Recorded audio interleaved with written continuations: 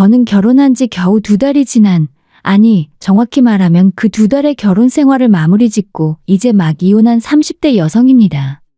결혼을 하면서 저는 남편과 함께 행복한 미래를 꿈꿨어요. 그러나 그 꿈은 너무나 쉽게, 너무나 갑작스럽게 산산조각이 나버렸죠. 그 이유가 뭐냐면 바로 남편의 누나, 그러니까 제게는 신우가 된 사람 때문이었습니다. 신혼여행을 마치고 집으로 돌아오니 생전 처음 보는 낯선 풍경이 펼쳐져 있더라고요. 신우가 떡하니 저희 신혼집에 살고 있던 겁니다. 처음엔 며칠만, 잠깐만 머무는 줄 알았어요. 하지만 그렇게 시작된 동거가 결국엔 제 인생의 지옥문을 여는 계기가 될 줄은 그땐 미처 몰랐죠. 결혼 전엔 단 한마디 상의도 없이 신혼집에 신우를 들인 남편과 그리고 그걸 너무도 당연하게 여긴 시어머니였어요. 저는 이 상황을 이해하려고 애썼습니다. 가족이니까, 잠시니까, 신우의 사정이 딱하니까 그렇게 스스로를 다독이며 참아보려 했어요. 하지만 신우는 제 인내심의 끝을 시험했고 결국 저는 이 결혼을 끝내기로 결심하게 되었습니다. 남편과 저는 지인의 소개로 만나 연애를 시작했고 서로에게 미래를 느끼며 자연스럽게 결혼까지 이어질 수 있었어요. 양가 부모님께 인사드리고 결혼을 준비하고 신혼여행을 다녀오기까지는 정말 모든 게 순조로웠습니다. 마치 드라마 속 한 장면처럼 문제 하나 없이 모든 일이 흘러가는 듯했죠. 신혼집은 양가 부모님께서 조금씩 보태주셔서 마련했고 제 친정 쪽에서 좀 더 큰 금액을 부담하셨습니다. 그래도 부족한 부분은 저희가 대출로 채웠고요. 제 가족을 간단히 소개하자면 저는 외동딸이고 남편에게는 누나가 한 명 있습니다. 그 신우는 남편보다 먼저 결혼해 시집을 간 상태였고요. 그래서 결혼 준비를 할 때만 해도 신우와 마주칠 일은 거의 없을 것 같았고 가끔 보더라도 큰 문제는 없을 것 같다는 생각에 안심하고 있었어요.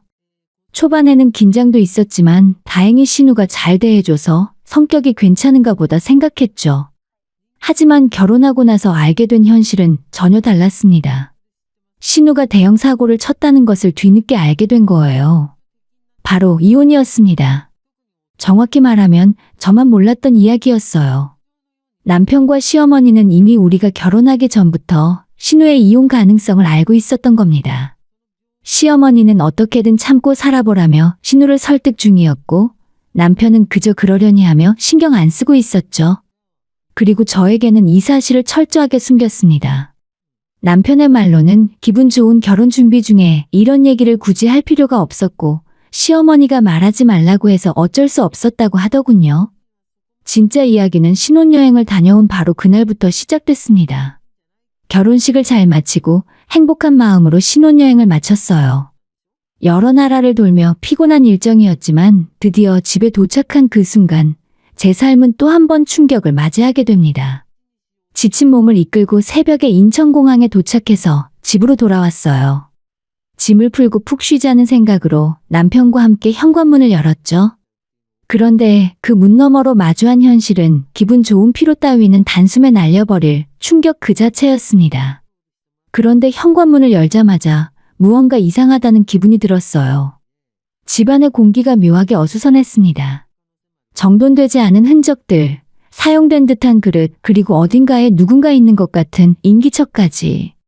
처음엔 시어머니가 미리 오셔서 저희를 맞이하러 온 걸까 싶었죠. 어머님한테 도어락 비밀번호를 알려드린 적이 없는데 그때까지만 해도 남편이 제 허락 없이 알려줄 사람이 아니라고 생각했기에 더욱 불안해졌습니다. 떨리는 마음을 다잡고 조심스레 말했습니다. 누구 계세요? 아무 대답 없는 침묵이 이어졌고 저는 인기척이 느껴지는 작은 방 쪽으로 발걸음을 옮겼어요. 그리고 문을 조심스레 열었습니다.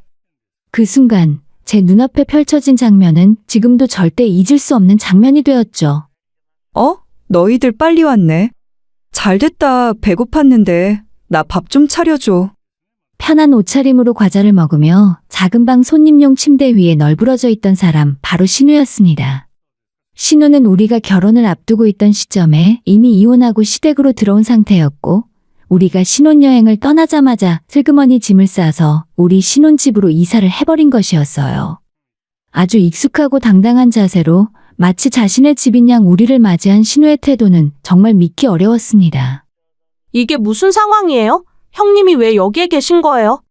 제가 어리둥절한 얼굴로 묻자 신우는 아무렇지 않게 말했습니다. 몰랐어? 나 여기서 지내기로 했어. 어차피 방도 많잖아. 난 이 방이 딱 좋더라. 순간 숨이 턱 막혔습니다. 믿기지 않았어요. 고개를 돌려 남편을 바라봤습니다. 설마 당신도 알고 있었던 거야? 하는 눈빛으로요. 남편은 멋쩍은 듯 머리를 극적이며 말했습니다. 사실 우리 누나 이혼했어.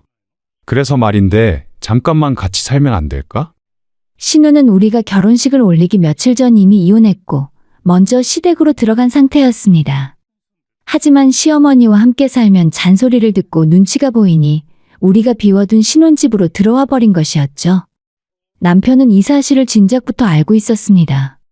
시어머니가 신우를 신혼집에 잠깐만 지내게 하면 안 되겠냐며 부탁했고 신우 역시 그러길 원했다는 거예요. 남편은 그 부탁을 거절하지 못하고 제게 아무 말도 없이 도어락 번호를 알려주고 신우가 들어오도록 도와준 것이었죠. 너무도 어이가 없고 배신감이 들었지만 우선 남편과 단둘이 이야기를 나눠야겠다 싶어서 따로 불러냈습니다. 그리고 이렇게 물었어요. 내 허락도 없이 어떻게 우리 집에 사람을 들일 수가 있어? 남편도 억울한 듯 말했어요. 형편이 너무 안 좋았어. 엄마도 도와달라고 했고 누나도 갈 데가 없다고 해서. 그 순간 저는 깨달았습니다. 이 결혼은 나 혼자만의 결혼이 아니었구나. 나의 신혼집, 나의 가정은 이미 누군가의 도피처로 쓰이고 있었고 나는 그 안에서조차 아무런 결정권도 없다는 사실을요. 시어머니는 이혼한 신우가 꼴도 보기 싫다며 본인 눈앞에서 좀 치웠으면 좋겠다고 했답니다. 그래서 남편에게 우리 신혼집에서 신우랑 같이 살게 하자고 제안한 거라고 하더군요. 처음엔 남편도 당연히 거절했다고 해요. 그게 무슨 말이에요? 아내가 싫어할 게 뻔하잖아요. 하지만 시어머니는 아주 강하게 밀어붙였다고 했습니다. 신우 역시 가족이 공경에 처했으면 도와주는 게 당연한 거 아니냐며 뻔뻔할 정도로 당당하게 나왔다고 하더라고요. 너희 집에 방 하나 남잖아. 내가 잠깐 그 방에서 지내면 되지. 그게 그렇게 힘든 일이야? 설마 올케가 그걸로 뭐라고 하겠어? 그런 거 가지고 속 좁게 굴 사람 아니잖아. 라며 둘이서 상황을 기정사실로 만들어갔답니다. 남편은 그런 분위기에 휩쓸려 도어락 비밀번호를 알려주고 신우가 집에 들어오도록 도와준 것이었죠. 하지만 저는 정말 믿을 수 없었습니다. 남편이 하는 말은 그저 변명일 뿐이었어요. 아무리 시어머니가 밀어붙이고 신우가 때를 쓴다 한들 제 남편이라면 저를 먼저 생각했어야죠. 최소한 저한테 미리 말은 했어야 한다고 생각해요. 저는 이 부분이 가장 화가 난다고 말했습니다. 그 어떤 상황보다도 제 동의 없이 일이 벌어졌다는 사실이 저를 가장 무너뜨렸어요. 남편은 연신 고개를 숙이며 미안하다고 말했습니다. 사실은 저에게 미리 말하고 싶었지만 시어머니와 신우가 괜히 결혼 앞두고 말해서 분위기 망치지 말자고 말려서 그랬다 하더라고요. 결혼은 좋은 기분으로 올려야 하는데 신우가 집에 같이 산다는 걸 미리 알면 제가 신경이 쓰일 테고 그럼 결혼식이 망가질 수도 있었을 거라고 생각했대요. 그래서 차라리 신혼여행 다녀온 다음에 말하자고 결정했다고 했습니다. 하지만 저는 남편이 하는 말이 전혀 납득이 가지 않았어요. 장난해? 그게 뭐가 나은 건데? 기분이 나쁜 건 똑같잖아. 차라리 미리 알았으면 내가 우리 집에 들어오는 걸 어떻게든 막았을 수도 있었을 거 아니야. 제 말에 남편은 다시 미안하다며 고개를 숙였습니다. 그러면서 정말 잠깐만 지내는 거니까 조금만 이해해주면 안 되겠냐고 간곡히 부탁을 하더라고요. 하지만 그 잠깐이 대체 얼마인지를 남편도 알지 못했습니다. 정확히 언제 나갈지도 모르는 사람과 그것도 남이 아닌 신우이와 신혼집에서 함께 지내라는 말 그 자체가 저에게는 모욕으로 느껴졌어요. 시어머니도 신우도 잠깐이라는 말을 너무 쉽게 썼습니다. 하지만 며느리 입장에서 시가 식구들과 한 공간에 있는 그 자체가 얼마나 불편하고 고통스러운지 그들은 조금도 생각하지 않았어요. 남편의 마음도 사정도 모르는 건 아니지만 이건 도저히 받아들일 수 없는 일이었습니다. 신혼여행에서 기분 좋게 돌아와서 이런 상황을 마주했다는 건 말 그대로 청천벽력이었어요. 완전히 마른 하늘에서 날아든 날벼락이었죠. 생각할수록 머릿속이 아득해졌습니다. 이 상황을 대체 어떻게 해야 하는지 감도 잡히지 않았어요. 남편은 신우가 이혼은 했지만 아직 전 남편에게 받아야 할 돈이 남아 있어서 지금은 따로 나가 살 상황이 못 된다고 말했습니다. 돈을 받게 되면 곧 독립할 수 있으니 조금만 기다려 달라고 하더군요. 누나 말로는 그리 오래 안 걸릴 거라더라.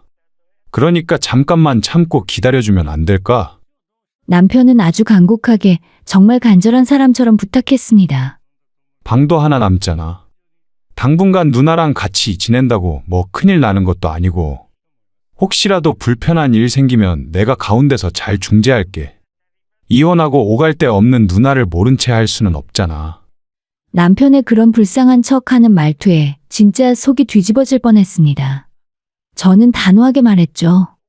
이건 안 되는 일이야. 절대로 있어서는 안 되는 일이야.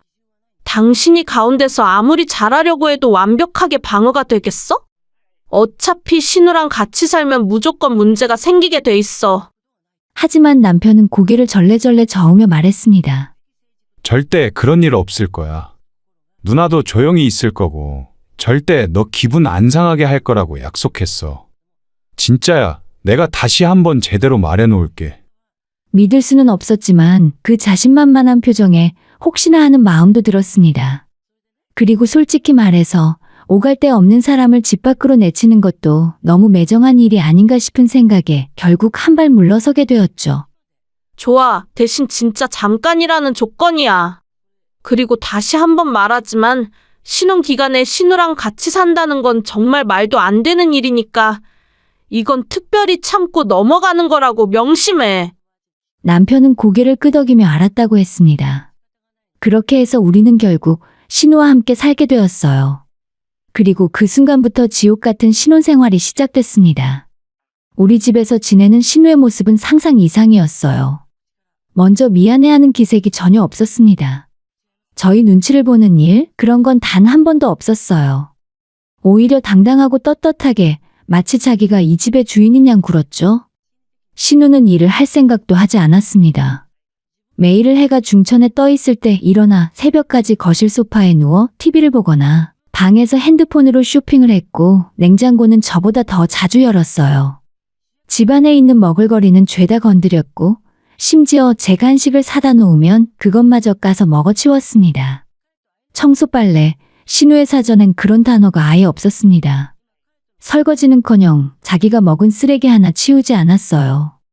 주말이 되면 남편이 신우의 옷을 세탁하고 신우가 먹은 식기를 남편이 설거지하고 신우의 방을 남편이 직접 청소하는 모습을 봤습니다. 그 꼴을 보니 도저히 참을 수 없더라고요. 지금 뭐 하는 거야? 형님은 손이 없어, 발이 없어? 왜 당신이 그걸 다 해? 그러자 남편은 이런 말을 했습니다. 누나는 우리 집의 손님이잖아. 내가 해줄 수 있는 건 좀 해주는 게 맞지. 그리고 이혼하고 나서 많이 힘들었을 텐데 그런 사람한테 집안일 시키는 건 너무하잖아. 그 말을 듣는 순간 이 사람 참 착해 빠졌구나, 아니 한심할 정도로 순하구나 싶었습니다. 그 모습이 못마땅하긴 했지만 남편이 자처해서 하는 거니 굳이 말릴 수는 없었어요. 그저 마음 한구석이 점점 불편하고 씁쓸해질 뿐이었죠. 그렇게 신우와 동거한 지 어느덧 한 달이 넘게 지났습니다. 처음엔 잠깐만이라 했었는데 저는 슬슬 인내심이 바닥나는 걸 느꼈어요. 어느 날 더는 참을 수 없어 남편에게 따졌습니다. 도대체 언제 나가는 거야? 대체 얼마나 더 있어야 하는 거냐고. 남편은 난처한 표정으로 조금만 더 기다려줘. 라며 애매하게 말했습니다. 기다릴 만큼 기다렸어. 지금까지 내가 참은 게 얼만데. 그제야 남편은 조심스럽게 털어놓았습니다. 사실 누나한테 일이 좀 생겼어. 매형한테 돈은 받았는데 엄마가 그 돈을 다 가져가셨어. 순간 귀를 의심했습니다. 뭐라고? 돈은 받았는데 시어머니가 다 가져가셨다고? 남편은 덧붙였습니다. 당신도 알잖아. 누나 씀씀이 해픈 거. 그 돈 그냥 맡겨두면 다 써버릴까봐 엄마가 미리 가져가신 거야. 나중에 재혼할 때 써야 한다고. 저는 정말 말문이 막혔습니다. 아니, 그럼 지금 그 돈으로 집을 얻는 건 물 건너 간 거잖아. 그럼 신우는 계속 여기 있어야 한다는 말이야?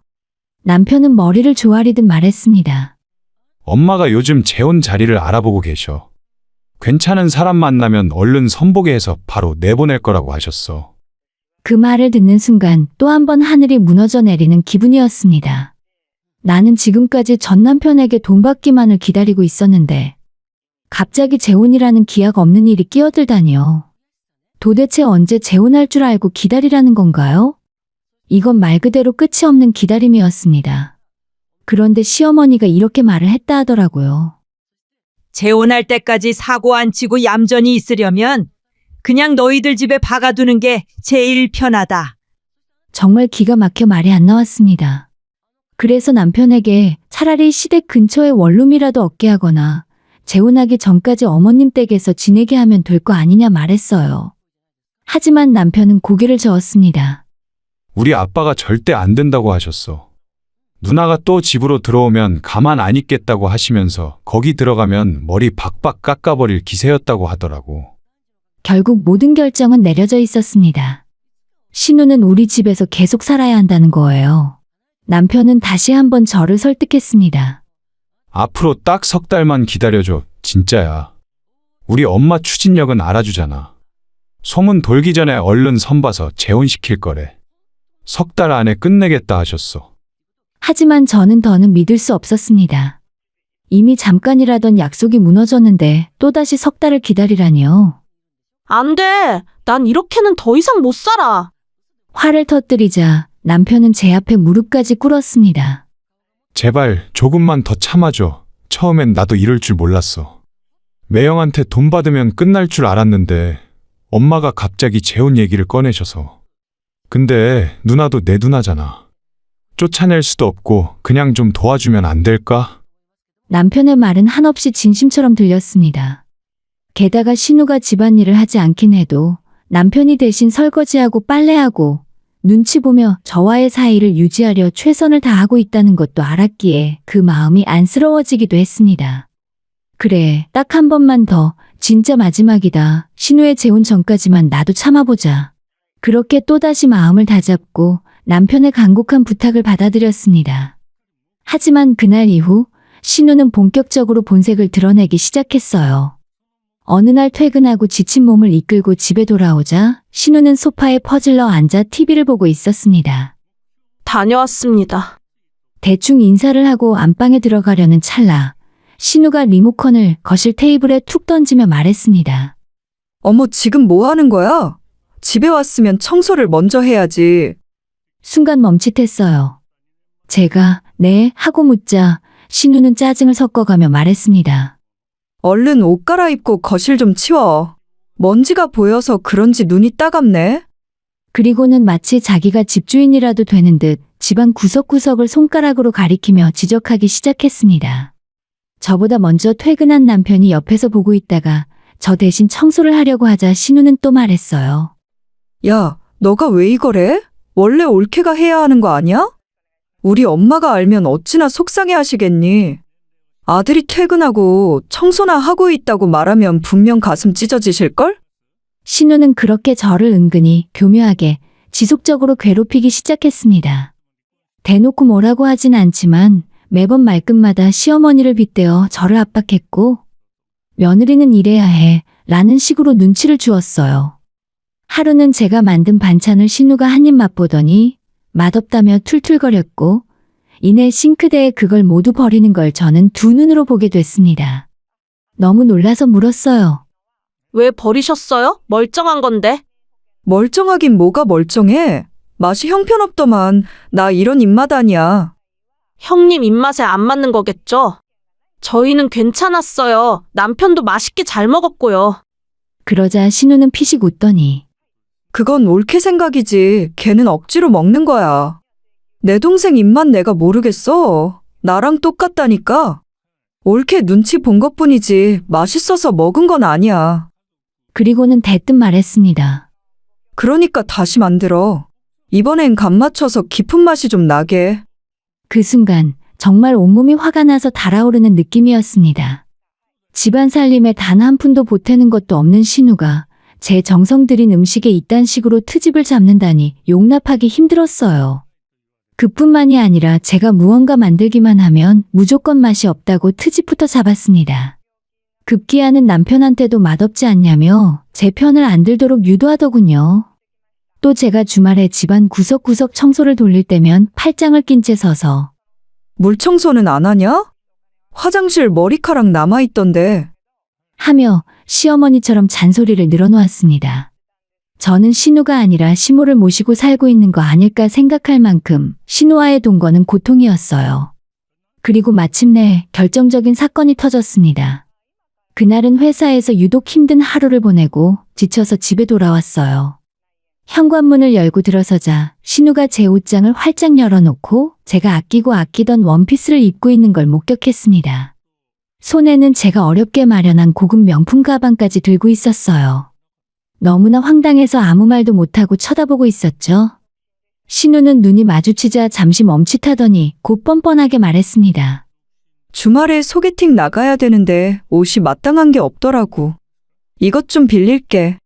저는 도저히 참을 수 없었습니다. 형님, 잠깐 지내시는 건 제가 참겠지만 제 물건은 절대로 허락 없이 쓰지 말아주세요. 그러자 신우는 차가운 눈빛으로 저를 째려보며 말했습니다. 와, 많이 변했네. 올케가 이런 사람인 줄 몰랐어. 사람이 왜 이렇게 눈치를 줘, 가족끼리. 옷 좀 입고 가방 좀 맨다고 뭐 어때서 그래? 내 사정 뻔히 알면서 이러는 거야? 정말 어처구니가 없었습니다. 눈치요? 형님이 눈치를 보신다고요? 눈치라는 건 제가 보는 거예요. 제가 얼마나 눈치 보며 참고 있는 줄 아세요? 그 말에 신우는 더 격해졌습니다. 그건 네가 말을 못되게 하니까 그런 거지. 이왕 같이 살게 됐으면 좋게 좋게 좀 지내면 안 돼? 그리고 올케가 나 빨리 내쫓으라고 닥달하고 있잖아. 누가 모를 줄 알아? 라며 소리쳤습니다. 알고 보니 제가 남편에게 너네 누나 언제 나가냐고 같이 살기 너무 불편하다고 말했던 걸 신우가 들었던 것이었어요. 당연히 기분이 나쁠 수는 있죠. 하지만 그걸 신우에게 직접 말한 것도 아니고 뒤에서 남편에게 하소연조차 못하나요? 오히려 제가 묻고 싶었습니다. 형님이라면 저랑 입장 바꿔서 괜찮겠어요? 신혼집에 신우가 눌러 앉아있으면 좋겠냐고요. 그랬더니 신우는 싫어도 같이 살게 됐으면 편하게 지낼 수 있도록 네가 배려해야지. 왜 내가 눈치를 봐야 하냐고. 라고 말했습니다. 정말 기가 막혀 웃음만 나오더라고요. 아니, 당연히 조금이라도 눈치를 봐야 하는 거 아니에요? 본인의 결혼이 파탄이 나서 친동생 신혼집에 얹혀 사는 입장인데 그게 당연한 거 아닌가요? 그러자 신우는 막말을 쏟아냈습니다. 버릇이 없어도 정도가 있지. 요즘 애들은 아주 막 나가네. 시집 무서운 줄 모르고 너무 까부는 거 아니야? 퇴근하고 돌아온 남편은 우리 둘이 싸우는 걸 보고 올게 왔구나 하는 표정으로 다가와 말리기 시작했습니다. 남편이 말리지 않았더라면 정말 머리끄덩이 잡고 싸웠을지도 모를 일이었죠. 다음 날 소식을 들은 시어머니가 직접 저희 집으로 찾아왔습니다. 처음엔 신우에게 조금 눈치를 주는가 싶더니 결국은 저를 타이르기 시작하더라고요. 그래, 네 마음 이해 못하는 거 아니야. 근데 어쩌겠니? 네 신우인 것을. 이참에 싸운 게 잘 된 걸 수도 있어. 원래 싸우면서 정드는 거잖아. 그러니까 앞으로는 잘 지내봐라. 그날 이후 저는 정말 결혼 생활에 회의감이 밀려왔고 그냥 이 결혼을 없었던 일로 해버릴까 하는 생각이 머릿속을 떠나지 않았습니다. 아무리 남편이 사정하고 빌어도 이제는 분이 풀리지 않더라고요. 그렇게 제가 이혼을 진지하게 고민하기 시작하던 어느 날 마침 제게는 정말 중요한 날이 찾아왔습니다. 제 결혼식에도 결국 오지 못했던 정말 소중한 친구가 어느 날 오랜만에 한국에 들어온다는 소식을 전해왔습니다. 신혼집도 구경하고 결혼을 축하해주고 싶다고 했어요. 저는 당연히 두 팔 벌려 환영했습니다. 사진으로만 보여주던 남편을 이제야 직접 보여줄 수 있다는 생각에 들떴고 신혼집도 보여줄 겸 즐겁게 준비를 했죠. 신우에게도 미리 말해두었습니다. 내 친구가 오니까 하루만이라도 조용히 있어줬으면 좋겠어요. 사실 그렇게까지 직접적으로 말하지도 않았습니다. 그저 상황을 말한 것뿐인데 신우가 방에 들어가서 조용히 있을게. 라고 말하더군요. 내심 다행이다 싶었습니다. 괜히 거실에 나와서 입방정 떠는 건 아닐까 걱정됐는데 그렇게 먼저 말해주니 다행이다 싶었죠. 하지만 그날 또 일이 터지고 말았습니다. 전날부터 기분 좋게 집을 정리하고 친구를 반갑게 맞이했어요. 몇 년 만에 마주한 친구는 여전히 반가웠고 우리는 웃으며 이런저런 이야기를 나누기 시작했죠. 그런데 분위기가 막 무르익기 시작하던 찰나.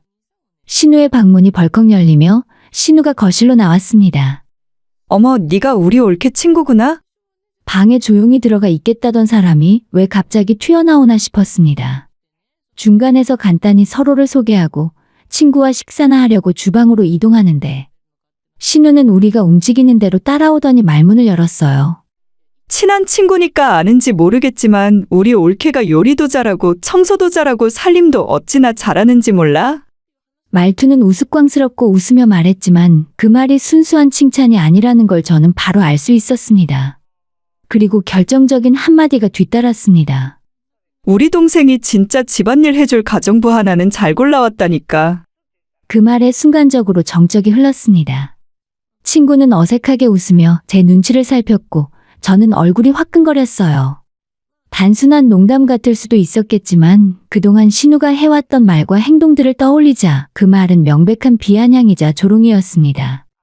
저를 망신 주고 싶어 일부러 꺼낸 말이라는 걸 뼈저리게 느꼈어요. 그리고는 마치 아무 일도 없다는 듯 올케, 친구 그렇게 계속 세워둘 거야? 빨리 식사도 차리고 커피도 타고, 아, 나 먹을 과일도 좀 깎아서 내 방으로 가져다 줘. 종부리듯 명령하고는 방으로 쏙 들어가 버렸습니다. 그 이후로 저는 그 친구와 나눈 대화가 기억나지 않았어요. 마음이 무너졌고 부끄러웠고 당황스러웠습니다. 무엇보다도 내가 이런 집에서 살고 있다는 현실이 친구 앞에서 너무 창피했어요. 그걸 느낀 친구도 미안한 얼굴로 밥은 됐고 인사만 하고 가겠다고 했고 저도 말릴 수가 없었습니다. 밖까지 배웅을 하러 나가는데 가려던 친구가 발을 멈추더니 조심스레 물었습니다. 너 괜찮아? 방금 그 형님이라는 사람 뭔가 좀 정상적인 관계는 아닌 것 같은데. 그리고는 말을 이었습니다. 너 시집살이 심하게 당하고 있는 거야? 왜 아무 말도 못하고 가만히 있어? 그 말에 저는 애써 웃으며 괜찮다고 했습니다. 요즘 좀 다퉈서 저러는 거야. 나도 만만한 사람 아니잖아. 그냥 참는 거지 당하고 사는 거 아니야.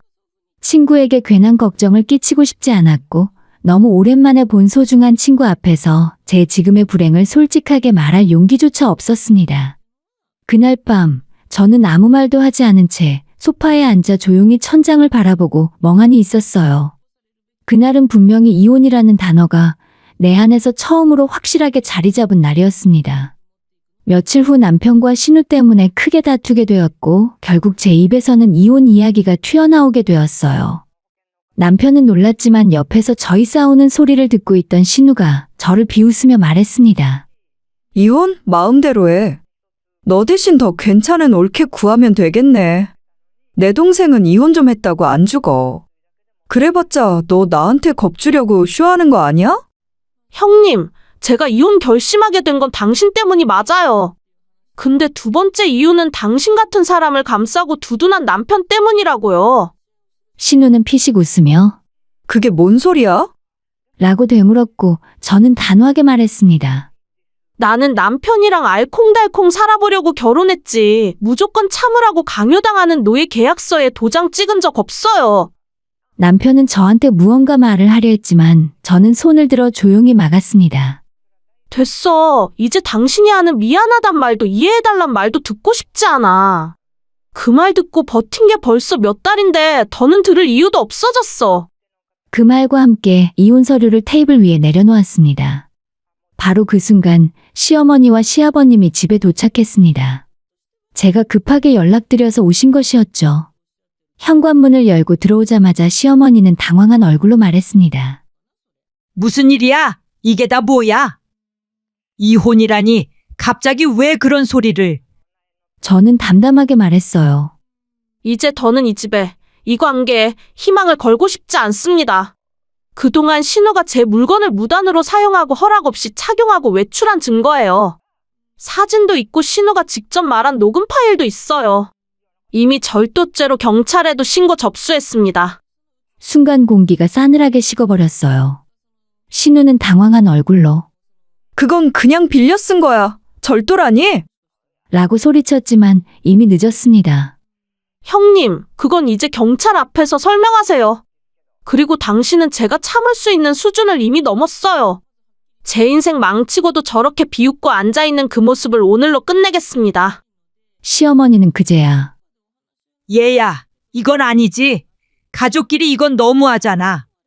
하며 막아보려 했지만 이미 저는 완전히 돌아 있었어요. 그리고 남편에게 마지막으로 말했습니다. 당신은 한 번도 나를 지켜준 적 없어.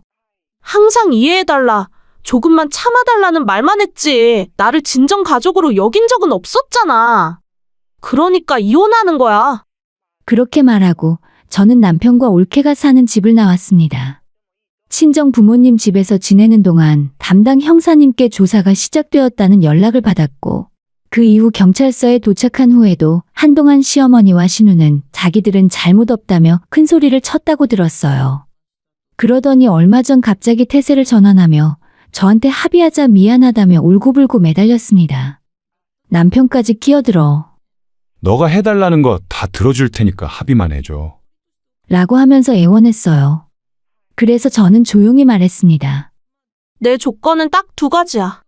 하나, 아무런 조건 없이 순순히 이혼에 응할 것. 둘, 집은 나에게 넘길 것. 그게 싫으면 나도 끝까지 갈 거고 합의할 생각 없어. 결국 남편은 고개를 끄덕였고 저는 원하는 모든 조건을 받아낸 뒤 이혼했습니다. 그 뒤로 신우와 시어머니가 한 차례 친정집으로 찾아와 난동을 부리려 했지만 제가 다시 경찰을 부르고 혼쭐이 난 뒤로는 다시는 나타나지 않았습니다. 지금 저는 조용한 일상 속에 홀로 지내는 중이에요. 물론 이혼은 쉬운 선택이 아니었습니다. 하지만 그 결정을 통해 저는 자존감과 평화를 되찾았습니다. 결혼은 사랑으로 시작하지만 존중으로 유지되는 것이라고 생각해요. 가족이라는 이름 아래에서 짓눌리며 참고 양보만 하는 삶은 결혼이 아니라 희생이자 소모일 뿐이었습니다.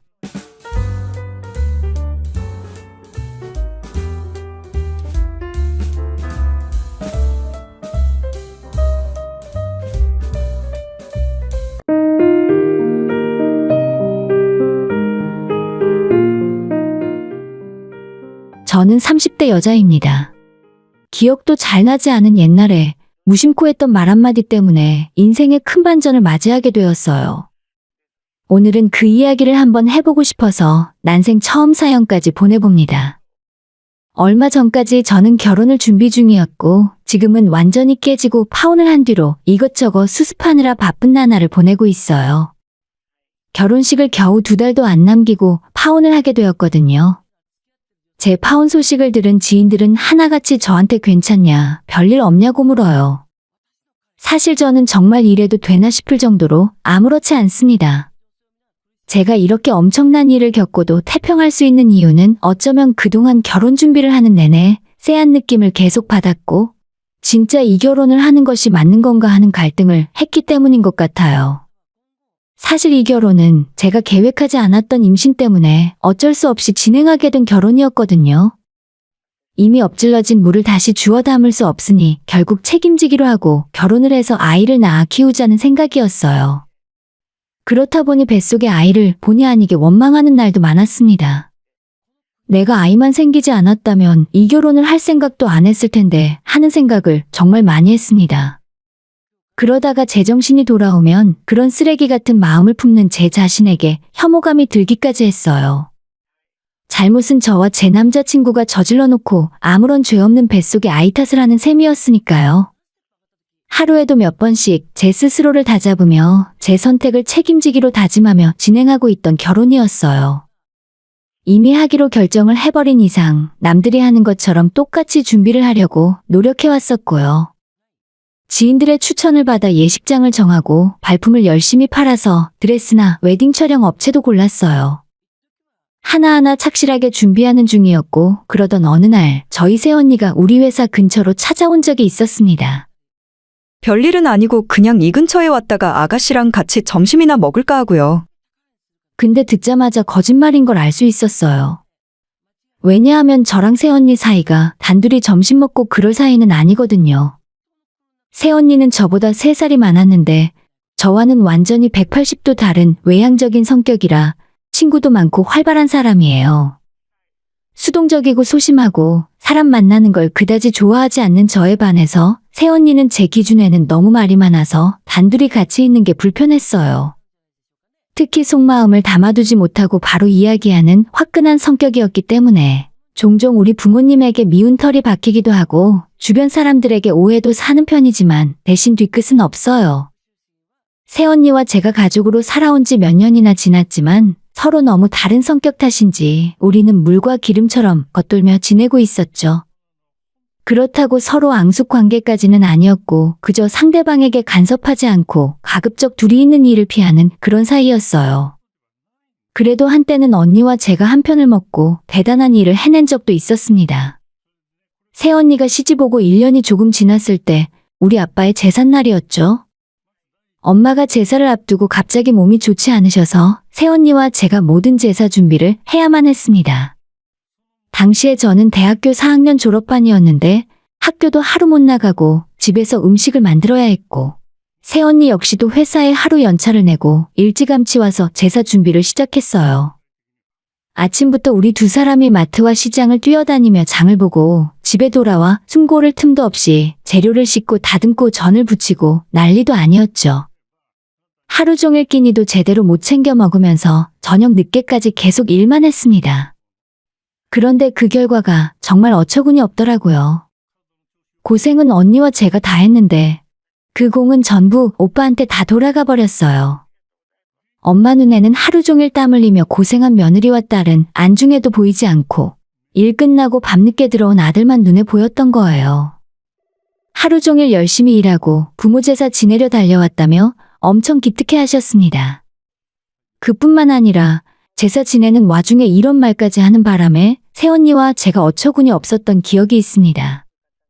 조상님, 차린 건 별로 없어도 맛있게 드시고 우리 아들이 이렇게 조상님을 모시는데 아프지 않고 승승장구할 수 있게 보살펴 주십시오. 새언니와 제가 차려놓은 제사상 앞에서 저희 이야기는 완전 쏙 빼고 오빠만 잘 되라고 빌더군요. 기가 막혀서 정말 생각 같아서는 한마디 해버리고 싶었지만 집안 분위기 생각해서 그냥 꾹 참았어요.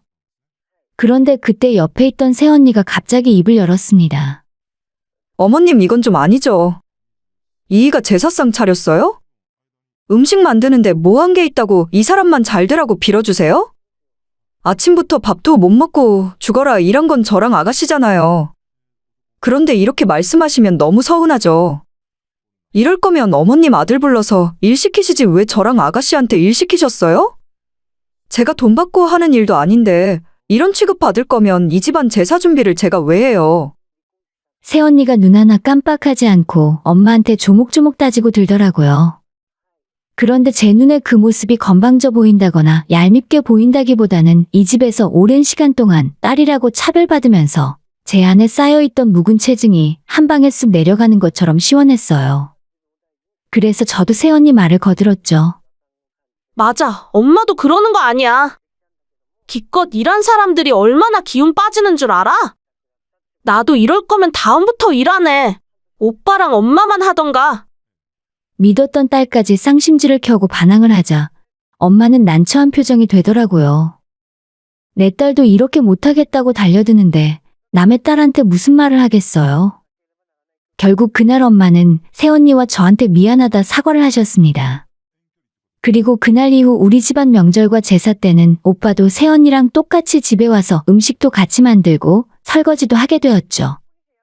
그게 바로 새언니와 제가 함께 힘을 모아서 무언가를 해낸 사건이었습니다. 하지만 딱 그게 전부였어요. 워낙 두 사람 성격이 다르기 때문에 새언니와 더 이상의 교류는 없었습니다. 아무튼 새언니와 만나기로 한 약속 장소로 나가보니 저보다 먼저 나와 있었습니다. 언니는 저를 보자마자 대뜸한다는 소리가 배도 점점 나오는 것 같고 완전 도살장 끌려가는 송아지 보는 것 같네. 결혼 준비하느라 정신 없죠? 내가 도와줄 일 있으면 언제든 이야기해요. 아가씨한테는 내가 빚진 것도 있으니까 뭐라도 돕고 싶네. 빚진 게 있다는 소리에 깜짝 놀라서 그게 무슨 소리냐고 물었습니다. 저는 그런 기억이 전혀 없었거든요. 새언니는 제 말에 살짝 웃더니 나 처음 어머님 댁에 인사드리러 왔을 때 기억 안 나요? 라고 말을 하는데 몇 년 전에 오빠가 결혼하고 싶다며 새언니를 우리 집에 처음으로 데려온 날이었어요. 우리 부모님에게 결혼 승낙을 받으러 왔다고 이야기했지만 이미 임신 4개월이 지난 상태였고 승낙이라기보다는 형식적으로 통보하는 자리나 마찬가지였어요. 우리 엄마는 시종일관 못마땅한 표정을 유지하셨습니다. 대놓고 말씀은 안 하셨지만 옛날 사람이라서 그런지 여자가 몸간수를 잘못해서 벌어진 일로 생각하시는 분위기였어요. 엄마는 완전히 드라마 속에 나오는 못된 시어머니처럼 새언니한테 가시돋친 말을 계속하셨습니다. 요즘은 혼수 대신 손주를 데려온다고 하더니 어휴, 그게 내 일이 될 줄은 몰랐네. 당시의 새언니는 첫 대면부터 마치 죄인이라도 된 사람처럼 고개를 숙이고 있어야만 했습니다.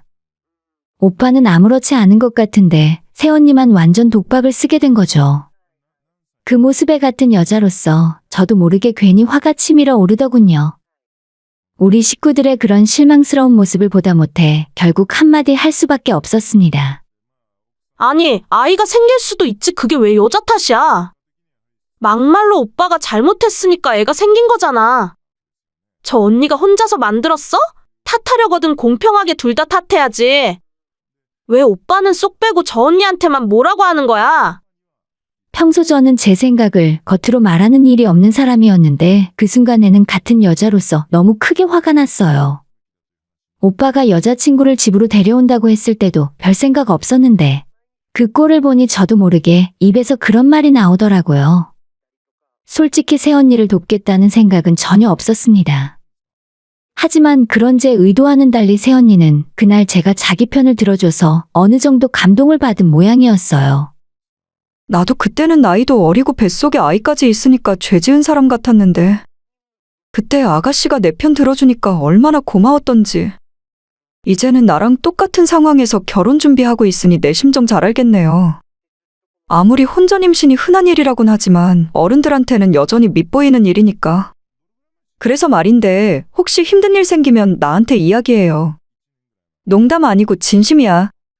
새언니랑 점심을 먹고 다시 회사로 들어가는데 그 말이 계속 머릿속을 맴돌고 약간 감동받아서 눈물이 핑 돌았습니다. 사실 지금까지 아무에게도 이야기하진 않았지만 약간 두려운 마음이 있었어요. 시부모님을 만나는 것도 힘들었고 지금까지 내 맘대로 살다가 앞으로는 누군가의 아내가 된다는 것도 걱정이었습니다. 무엇보다 한 아이의 엄마가 된다는 것이 기쁨보다는 두려움이 훨씬 컸어요. 저는 아직 어린 것 같고 한 아이를 책임지는 부모가 될 준비가 안 됐다고 생각하거든요. 그런데 이런 응원의 말을 들으니 생각지도 않게 든든한 내 편이 하나 있는 것 같고 너무 고마운 마음이 들었어요. 그리고 얼마 후에 남자친구와 함께 예비 시댁을 찾아 인사를 드렸습니다. 집안의 문을 열고 들어가자마자 냉랭한 기운이 흐르더라고요. 고등학교에서 학생 주임이라고 하는 예비 시아버님은 저랑은 아예 눈도 마주치지 않고 한숨만 푹푹 쉬고 있었습니다. 속도 위반 결혼을 하면 자기가 사회적인 체면이 뭐가 되겠냐고 하시면서요. 망신도 이런 망신이 없다며 투덜거리더니 자리를 일어나 안방으로 들어가 버리셨죠. 저는 마치 죄인이라도 된 사람처럼 고개를 푹 숙이고 그냥 이 자리가 빨리 끝나기만을 바랬습니다. 예전에 우리 새언니가 처음 인사하러 왔을 때가 또 생각이 나면서 우리 집안 사람들이 했던 잘못을 내가 돌려받는구나 싶었습니다. 아버님은 그렇다 치고 예비 신우와 시어머니는 나란히 소파에 앉아서 저를 머리끝부터 발끝까지 한동안 살피더군요. 어차피 이렇게 된 거 별 수 있겠냐며 딸 자식 간수 잘못했으니 이런 결혼을 하게 됐으니까 최소한의 양심이 있으면 너희 집에서 혼수라도 성의껏 해오지 않겠냐는 소리를 하더라고요. 그리고 한다는 소리가 집에 인사드리러 왔는데 선물도 없이 빈손으로 왔냐면서 저보고는 나이도 아직 어리니 모를 수도 있는데 너희 부모님은 어떻게 시댁에 인사를 가는 딸한테 아무것도 안 들려 보낼 수 있냐 하셨어요.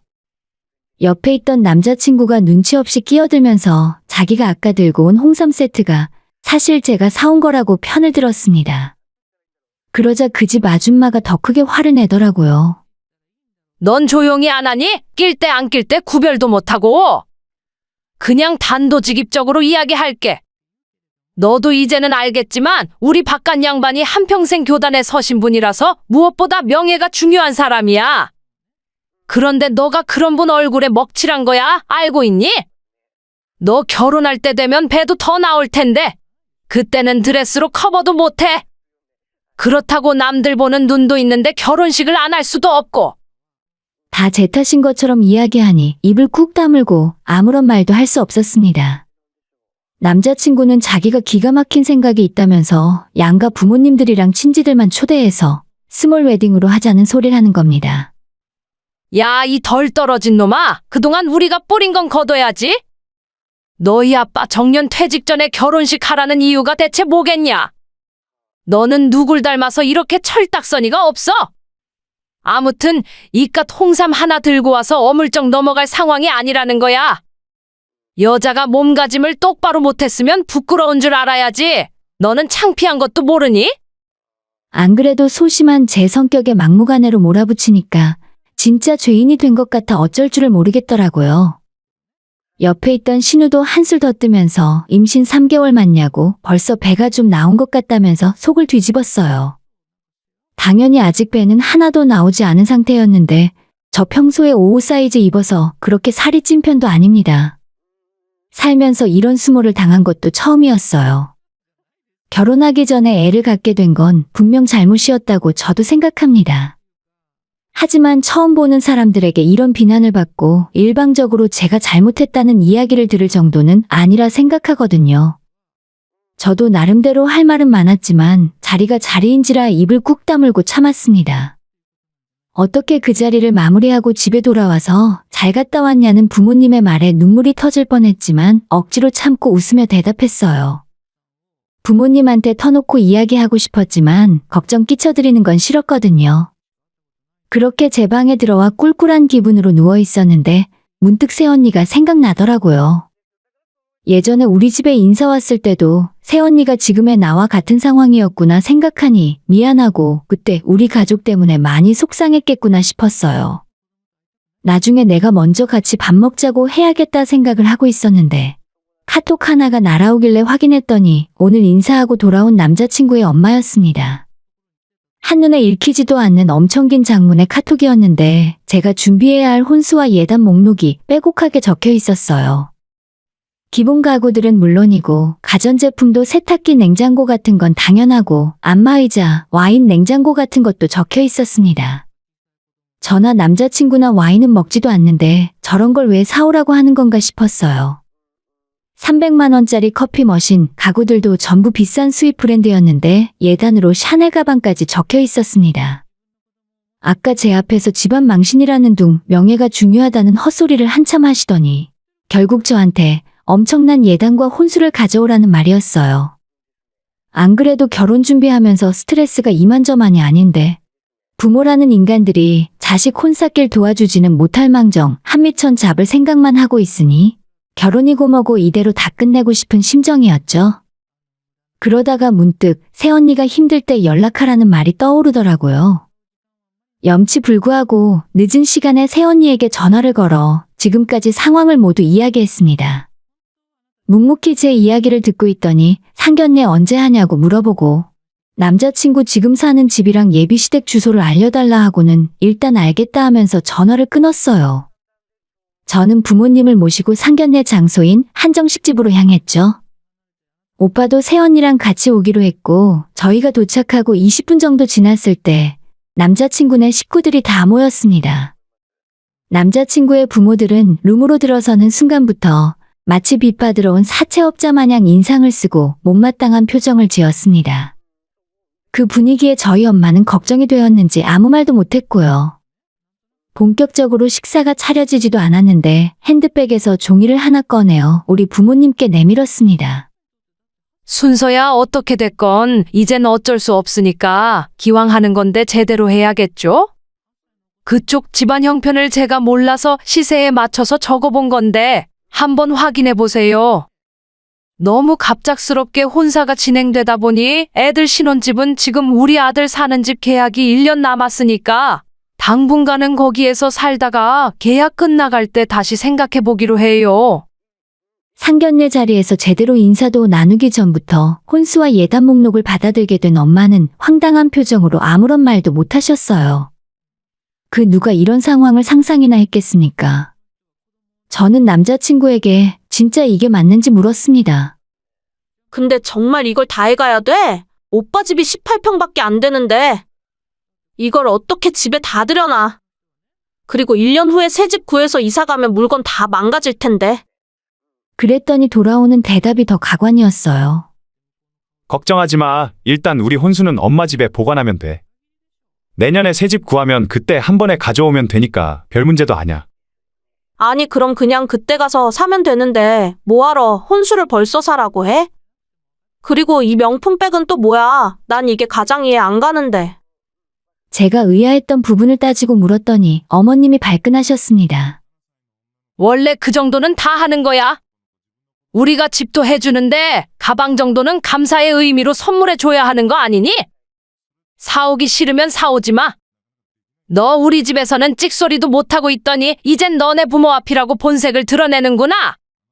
상견례는 제대로 시작도 하기 전에 엉망진창이 되어버렸고 지금까지 옆에서 조용히 상황 돌아가는 걸 보고 있던 새언니가 이젠 도저히 못 참겠다는 듯 말을 잘라먹고 끼어들었습니다. 어머, 제가 보니까 욕심이 좀 과하시네요. 누가 보면 사자 직업 가진 아들 장가 보내시는 줄 알겠어요. 근데 방금 말씀하신 신혼집 말인데요. 자가로 해주시는 거 맞죠? 설마 없어 보이게 전세니머니 대출받아서 해주실 생각은 아니죠? 그러자 아무 대답 못하고 얼굴이 굳어지더라고요. 제가 그쪽 아드님 집 주소를 알게 되어서 부동산에 좀 알아봤거든요. 근데 지금 월세 살고 있더라고요. 설마 혼수를 이만큼 달라고 하시면서 신혼집은 월세방에서 시작하라고 하시는 건가요?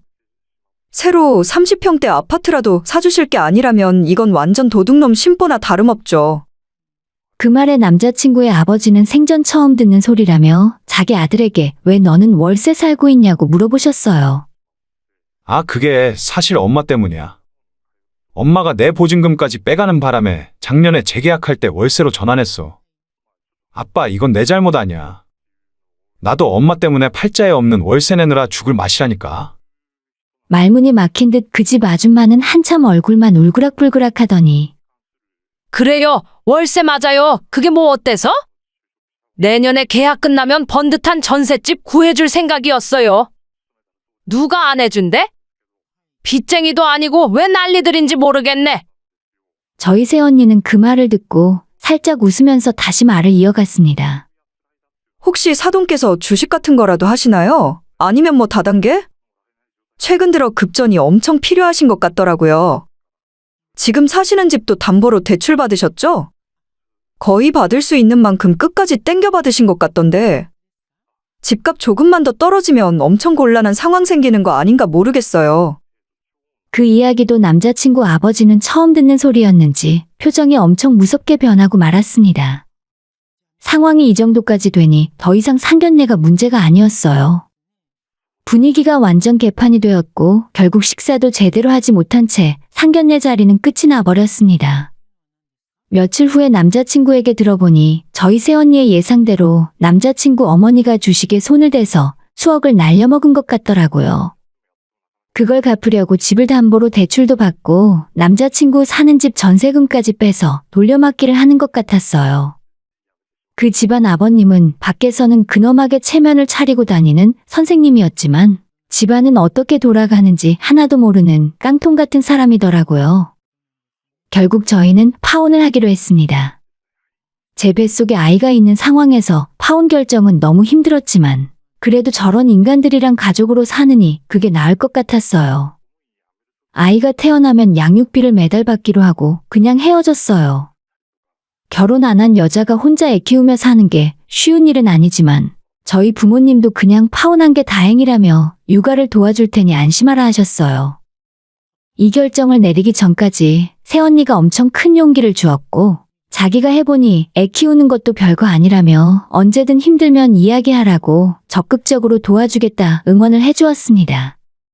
새언니 아니면 끝까지 저 집안 인간들 페이스에 휘둘렸겠지만 이제는 뭐가 옳은 일인지 확실히 알게 된 것 같아요. 제가 한 행동에는 끝까지 책임을 지고 아이를 낳아 잘 키울 겁니다. 한때는 머리가 많이 복잡하고 힘들었는데 오히려 이렇게 된 이후로 모든 것이 더 명확해져서 좋은 것 같아요. 저는 제가 해야 할 일만 열심히 하고 앞으로 태어날 아이와 행복하게 사는 것만 신경 쓰면서 지낼 거예요. 오늘의 사연은 여기까지입니다. 구독과 좋아요, 알림 설정 부탁드려요. 다들 행복하시고 좋은 하루 되세요.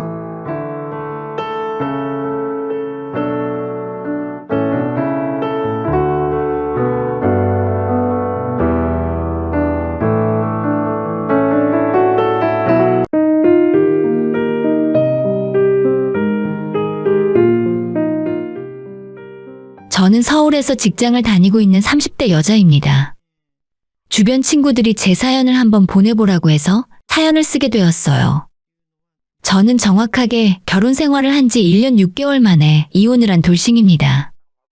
제가 결혼을 하고 나서 가장 후회를 했던 게 어떤 것 때문이냐 하면 결혼을 한 것 자체도 후회했지만 혼인신고를 빨리 한 것이 가장 큰 후회를 했던 부분이에요.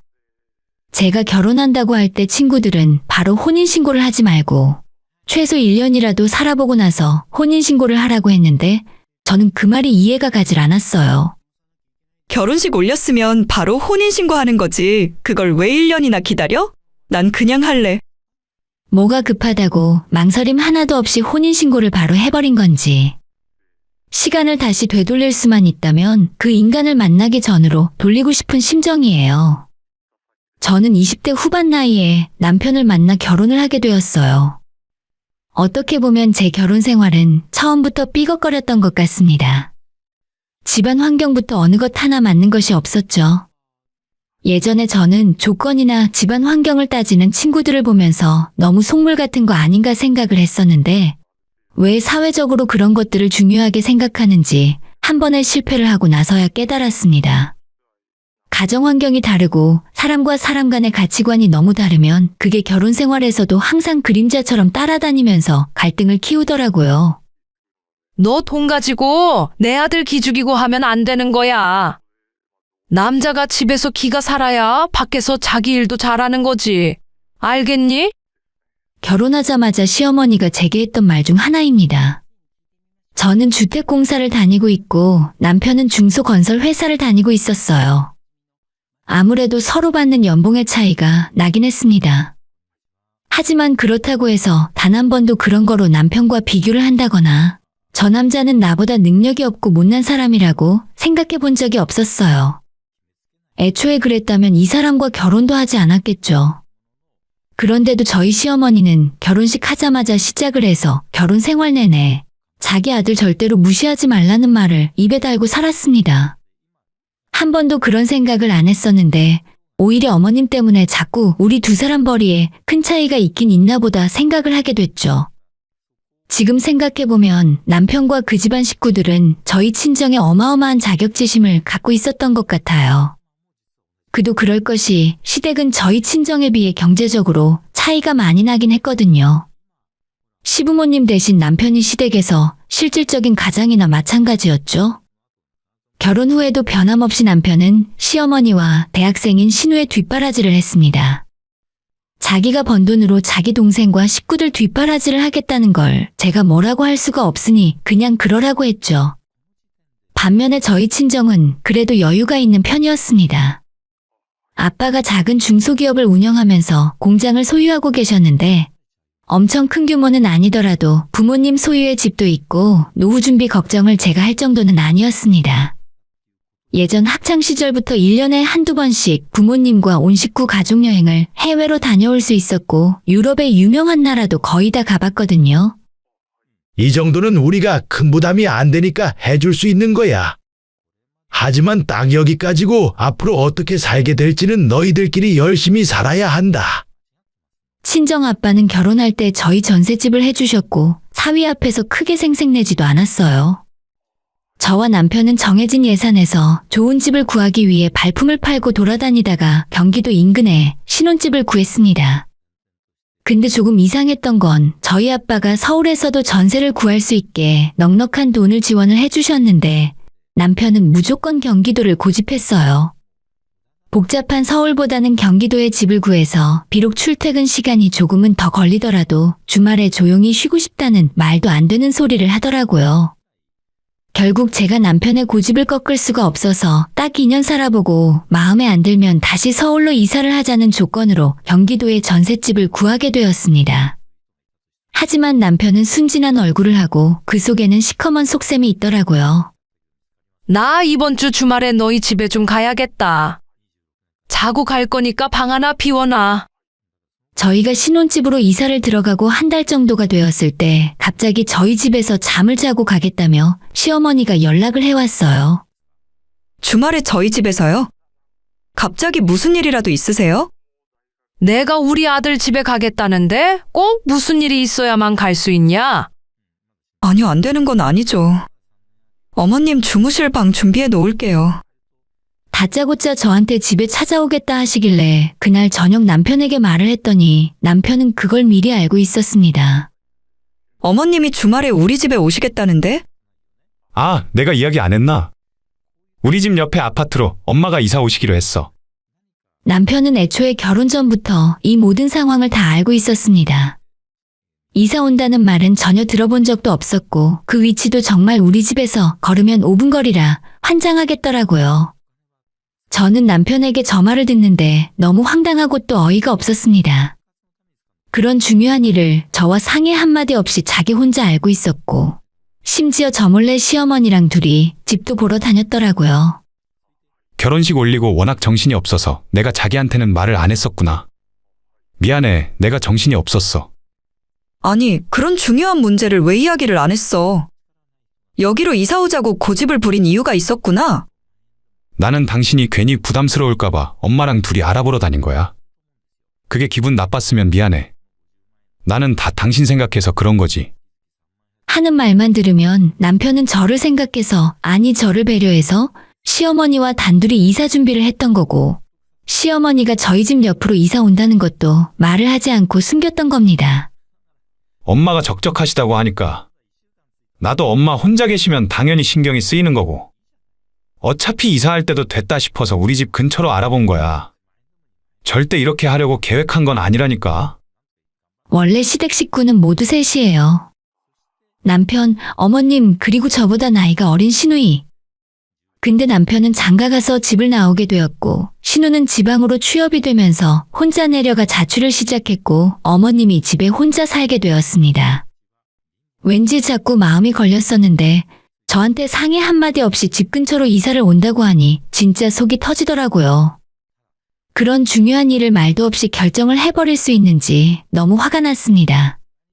어머님이 가진 돈 때문에 서울에는 집을 얻기 힘드니까 일부러 경기도로 집을 구하자고 고집을 부렸던 거예요. 아니, 그런 이야기를 나한테 미리 말을 했어야지. 당신 혼자만 알고 있으면 어떡해? 이제라도 알았으면 됐지. 이미 결정된 걸 이제 와서 어쩌겠어? 그럼 나도 우리 부모님 옆으로 이사 오시라고 해도 돼? 당신한테 말 한마디 안 하고 그런 결정 해버려도 당신은 이해하겠냐고? 라고 말을 했더니 남편이 자기는 아무 상관없고 장인 장모가 옆집으로 이사를 오더라도 전부 이해할 수 있답니다. 오히려 제가 이렇게까지 화를 내는 걸 이해할 수가 없다 하더라고요. 남편과 몇 시간을 싸웠지만 이미 답은 정해져 있었죠. 어머님은 이미 아파트 계약이 되어 있었고 이사 날짜도 정해져 있었기 때문에 제가 뭐라 한다고 해서 바꿀 수 있는 건 아무것도 없었습니다. 결국 그로부터 보름 후에 어머님은 정말 저희 집 옆으로 이사를 오셨고 그때부터 저의 지옥은 시작이 되었어요. 너가 왜 나한테 비밀번호를 안 알려주나 했더니만 세상에 집안꼴이 이게 뭐니 대체? 비밀번호는 친정부모님한테도 안 알려드렸어요. 결혼했으니까 집은 저희 부부 공간이잖아요. 핑계는 좋네. 아무리 그래도 그렇지. 이게 집이야, 돼지우리야. 너는 집안일도 안 해봤니? 어떻게 집 관리를 이렇게밖에 못해? 시어머니는 시도 때도 없이 저희 집에 찾아오기 시작했고 매번 저희 현관문 비밀번호를 알려달라고 했지만 저는 끝까지 알려드릴 수 없다고 대답했어요. 올 때마다 온 집안 살림을 다 뒤지며 잔소리를 했기 때문에 어머님이 집에 불쑥 찾아와 초인종을 누르기만 해도 심장이 두근거릴 정도였습니다. 가끔 미리 연락하고 찾아와서 차 한잔 마시고 가는 정도라면 저도 환영이에요. 하지만 저희 시모는 매번 흠잡을 거 없나 하는 눈초리로 집안을 샅샅이 뒤지고 뭔가 조금이라도 마음에 안 드는 부분이 있으면 잔소리가 쏟아졌죠. 그렇다고 해서 제가 집안을 어지르고 치우지 않는 것도 아닙니다. 적당히 치우고 정리하고 살면 됐지. 맞벌이하는 부부가 집에 돌아오면 편하게 쉬고 싶잖아요. 하지만 주말마다 오전에 어머님이 찾아와서 책장 위나 창틀 같은 곳을 일부러 살펴보면서 청소를 하라고 난리를 피우시니까 정말 스트레스를 엄청나게 받았어요. 그 와중에 남편이라는 놈은 제 편을 들어주는 것도 아니고 자기 엄마가 뭐라고 할 때마다 뒤에서 웃으면서 원래 살림을 그렇게 하니까 큰 기대를 하지 말라는 식으로 제 속을 뒤집어 놓았습니다. 무엇보다 제가 두 모자에게 완전히 질렸던 건 아무리 시어머니 며느리 관계라곤 해도 기본적인 사람 대 사람으로서의 예의가 없더라고요. 친정 부모님도 우리 집에 어쩌다 한번 놀러 오시면 안방은 잘 안 들어가세요. 남의 집에 가면 안방은 굳이 들어가지 않는 것이 기본 예의라고 생각하는데 시어머니는 허락을 구할 생각도 없이 불쑥 들어가서 옷장 안에 서랍을 다 열어보고 뒤지는 건 일상이었죠. 어휴, 이게 치마 맞니? 입으면 안에 다 보이겠다. 여자는 평소 옷을 똑바로 입고 다녀야 남들이 이상하게 생각 안 하는 거야. 치마는 최소 무릎 아래까지 오는 걸 입고 다녀야지. 진짜 어머님이 한 번 올 때마다 속이 부글부글 끓었지만 한 번은 시어머니가 제 이성을 완전히 끊기게 만드는 날이 있었습니다. 남편은 회사의 대형 프로젝트 때문에 주말도 반납하고 출근을 한 상태라서 마침 집에 없었는데 바로 그날 일이 터지고 말았어요. 평소처럼 연락도 없이 찾아온 시어머니가 안방문을 벌컥 열고 들어가는 것도 모자랐는지 제 옷장을 다 뒤집어가며 치마가 너무 짧다는 둥, 옷이 너무 딱 붙는 것만 입는다는 잔소리를 해대기 시작했죠. 저는 시어머니의 손에 들려있는 제 치마를 확 낚아챘습니다. 얘 좀 봐. 너 지금 뭐 하는 짓이야? 어머님이야말로 지금 뭐 하는 짓이에요? 제가 어머님한테 제 옷장 검사까지 받아야 해요? 너 그게 어디서 배워먹은 말버릇이야? 시애미가 옷장 좀 본 게 그렇게 기분이 나쁘냐? 네, 기분 나빠요. 안방에 안 들어오셨으면 좋겠어요. 그리고 이렇게 말이 나왔으니 말인데 어머님이 저희 집에 찾아오는 것 자체가 불편해요. 제가 그동안 쌓인 게 많았는지 속에 있는 말을 다 쏟아내기 시작했어요. 매주 찾아오는 것 자체가 불편하고 살림에 이래라 저래라 간섭하는 것도 정말 참을 수가 없다고 말했죠. 시어머니는 제가 하는 말을 듣자마자 괴성에 가까운 비명을 지르며 악을 쓰기 시작했어요. 내가 너 진작에 이럴 줄 알았다. 동네 사람들 며느리가 시어미를 잡네. 너 내 아들한테도 이렇게 잡아먹을 것처럼 대들고 그러냐? 진짜 평화로워야 할 주말에 이게 무슨 일인지 모르겠더라고요. 저는 그저 평범하게 살고 싶을 뿐인데 어머님은 예전부터 자격지심이 너무 심했어요. 제가 남편과 시댁을 무시한다고 은연중에 생각하고 계셨나 봅니다. 제가 처음부터 어머님한테 안 좋게 대했나요? 어머님, 지금 이건 저한테 실수하시는 거예요. 아무리 자식들 집이라고 해도 결혼을 해서 살고 있는데 적어도 기본적인 예의는 지켜야 하는 거 아닌가요? 너희 집에서는 대체 부모님이 뭘 가르쳤니? 어디서 말대꾸야? 빨리 잘못했다고 안 해? 어머님이 먼저 저한테 사과하세요. 안 하실 거면 일단 오늘은 돌아가시고요. 당분간은 저희 집에 찾아오지 말아주세요. 저는 어차피 이렇게 된 거 욕을 더 먹던 말던 할 말은 다 했어요. 차라리 제가 크게 성질을 한번 내고 나면 앞으로 우습게 보진 않을 것 같았습니다. 시어머니는 그런 저를 보며 며느리를 집안에 잘못 들여서 자기 아들 인생이 꼬였다며 난리를 치더라고요. 주말인데도 자기 아들은 힘들게 나가서 일을 하는데 집에서 편하게 놀면서 이젠 시어미까지 내쫓는다며 소란을 피웠습니다. 그러거나 말거나 시어머니를 집에서 내쫓고 나서 놀란 마음을 진정시키고 있었죠. 서러움을 넘어 내 인생이 왜 이렇게 됐나 싶어 서글픈 마음까지 들었습니다. 긴장이 확 풀리니까 졸음이 쏟아졌고 그렇게 안방에서 낮잠을 좀 잤던 것 같아요. 남편이 오전 근무를 끝내고 집에 돌아왔는데 퇴근 후에 어머님 댁에 들렀다가 집에 오는 길이라고 했습니다. 보나마나 시어머니가 또 자기 아들을 불러다가 오만 불쌍한 척을 했겠죠. 남편은 집에 오자마자 저한테 왜 자꾸 자기 엄마랑 싸우냐며 저보고 조금 어른을 이해하고 양보하는 마음을 가지라 하더라고요. 저게 말인지 막걸리인지. 결국엔 모든 걸 저보고만 이해하고 시어머니한테 양보하라는 소리잖아요. 시어머니라는 사람이 저희 집 안방에 들어와 옷장까지 다 뒤지며 헛소리를 하는데 그걸 저보고 어떻게 이해하라는 소린지 모르겠습니다. 말이 전혀 안 통하는 인간이었고 팔이 무조건 안으로만 굽더라고요. 그렇게 당신 엄마가 중요하면 집에서 나가. 나 말고 당신 엄마랑 살면 되겠네. 저는 너무 화가 나서 남편에게 어머님 댁에서 살라고 말을 했습니다. 그런 말이 아니잖아. 나도 엄마한테 적당히 하라고 엄청 뭐라 했어. 뭐라 하긴 뭘 뭐라고 했겠어요. 보나마나 두 모자가 제 욕을 엄청 했을 것이 뻔한 일입니다. 앞으로 절대 그런 일 없도록 어머님한테 확실히 이야기하겠다고 하는데 여기서 대충 용서해주고 넘어가면 앞으로 똑같은 일이 반복될 것 같았어요. 나 그냥 쉽게 하는 말이 아니야. 어머님이 나한테 한 번만 더 그런 식으로 대하면 난 어머님 안 보고 살 거야. 당신도 어머님 편 들 생각이면 그때 가서 딴소리 하지 말고 지금 나가, 알겠어? 남편은 너스레를 떨며 자기가 중간에서 잘하겠다고 다신 이런 일 없을 거라 말했습니다. 그리고 어머님이 맘대로 찾아오지 못하게 현관문 비밀번호까지 바꿔버렸죠. 하지만 다들 예상하셨겠지만 저희 집의 평화는 얼마 가지 않았어요. 며칠 후 퇴근하고 집에 돌아와 현관문을 열었는데 어머님이 저희 집에 와 계시더라고요. 어머님 대체 여기서 뭐 하세요? 집에는 어떻게 들어오신 거예요? 뭐 하기는 내가 내 아들 집에 와 있었다. 그런 거 하나하나 너한테 허락받고 살아야 하냐? 항상 시어머니는 이런 식이었어요. 자기가 아들 집에 오는데 너가 무슨 상관이냐고 말씀을 하셨지만 어머님이 한 가지 생각을 못하고 계신 건 이 집에 남편 돈은 단 한 푼도 들어가지 않았다는 겁니다. 비밀번호도 바꿨는데 어떻게 들어오셨냐고 따졌더니 아니나 다를까 남편이 또 알려줬더라고요.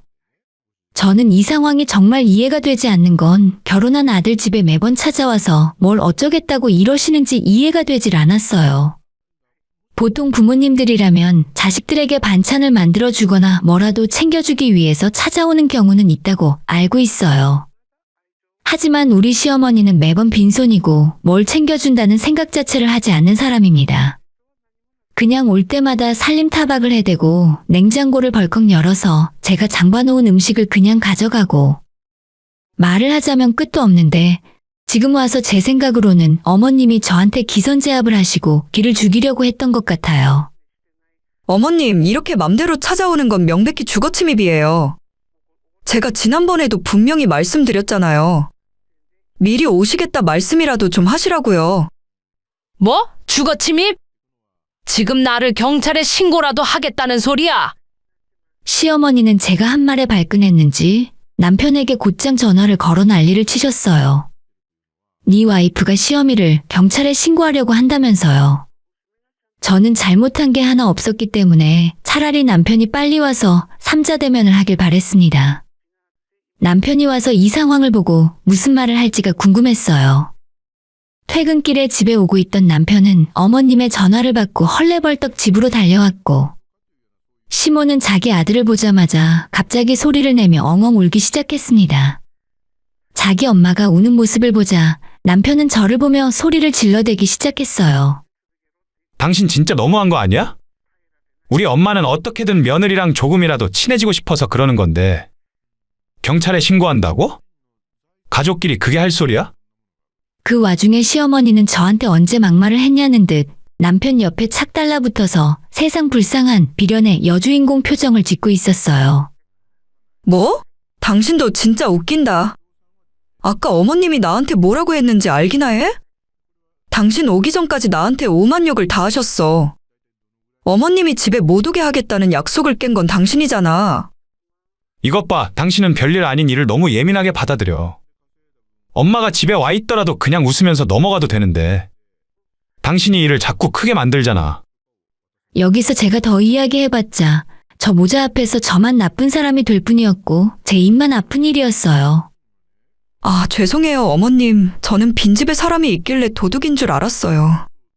제가 남편 말대로 너무 예민하고 배려심이 없나 봐요. 그제서야 어머님 표정은 의기양양해져서 승리한 표정을 짓더라고요. 앞에서는 숙이는 척을 했지만 저는 복수할 계획을 세웠습니다. 저 일이 일어났던 그 주의 주말, 저는 남편에게 복수를 하기 위해 친정 아빠를 집으로 불렀어요. 물론 남편에게는 그 전에 한마디도 하지 않았고 오전부터 찾아온 시어머니와 함께 거실에서 히덕거리고 있었죠. 얘 뭐 먹을 것 좀 없니? 너는 시어미가 집에 와 있으면 과일이라도 좀 깎아오던지 해라.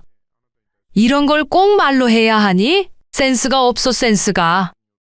어머님은 여전히 제 속을 긁어놓고 있었고 앞으로 닥쳐올 일을 상상하며 일단 꾹 참고 과일을 깎아서 가져다 드렸죠. 그리고 얼마 후 기다렸던 우리 친정아빠가 등장했어요. 제가 미리 알려드린 저희 집 비밀번호를 누르고 현관문으로 들어오셨습니다.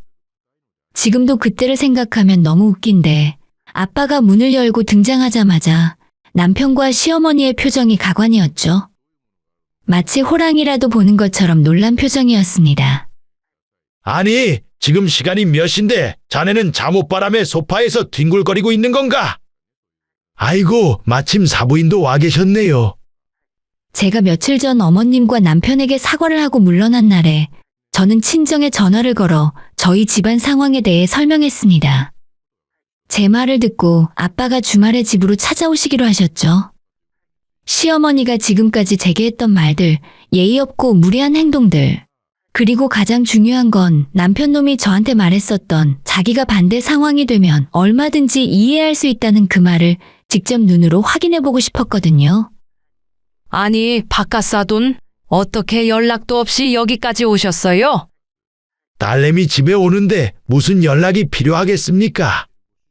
어차피 사위도 이제는 제 아들이나 마찬가지인데요. 자네 생각도 그렇지? 네? 아, 그럼요. 미리 말씀이라도 해주셨으면 제가 옷을 좀 챙겨 입고 있었을 텐데. 시어머니는 뭔가 떨떠름한 표정을 숨기지 못했죠. 왜 연락도 없이 왔냐고요? 그럼 본인은 저희 집 올 때 단 한 번이라도 미리 연락하고 온 적 있나요?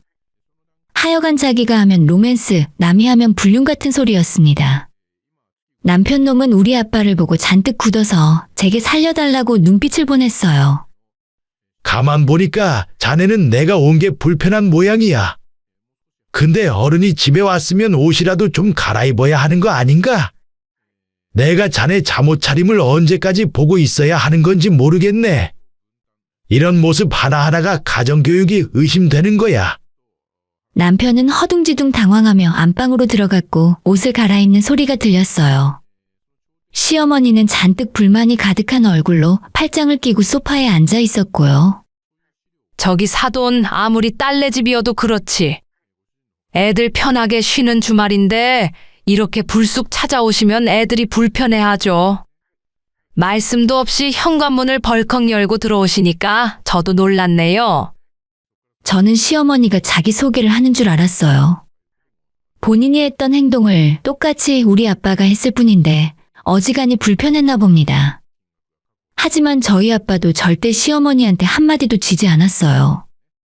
사부인 그렇게 말씀하시면 서운하네요.